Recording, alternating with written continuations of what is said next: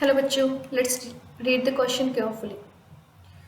For a curved track of radius r banked at an angle theta, option A is a vehicle moving with a speed v naught is equals to under root rg tan theta is able to negotiate the curve without calling the friction into the play at all. Option B is a vehicle moving with any speed v greater than v naught is able to negotiate the curve with calling friction into play.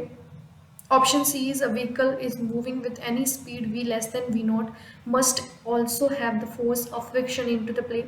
And option D is the minimum value of the angle of banking for a vehicle parked and the bank road can stay there without slipping is given by theta is equals to tan inverse mu s, where mu s is the coefficient of static friction.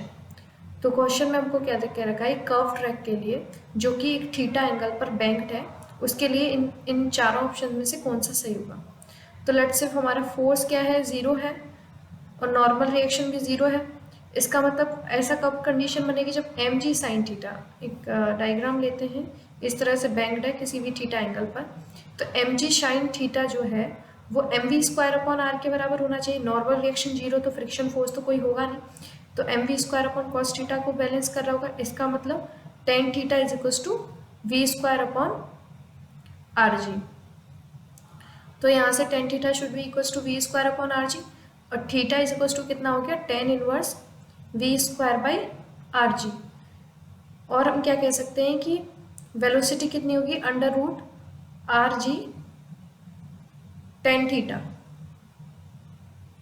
तो हमारी ये velocity कैसी होती है, maximum velocity होती है. तो हमारा कौन कौन सा करेक्ट हो गया, एक तो वेलोसिटी क्या हो गया, under root R G tan theta. दूसरा हमारा मिनिमम वैल्यू ऑफ जो भी एंगल ऑफ बैंकिंग रहेगी वो कितनी रहेगी, टेन इनवर्स म्यू एस, क्योंकि V square upon R G क्या होता है, म्यू एस के बराबर होता है. तो हमारे कौन कौन से ऑप्शन करेक्ट हो गए, एक तो ऑप्शन ए और ऑप्शन डी. सो हम कह सकते हैं कि option A and D R right answers. Hope you understand it well. Best of luck.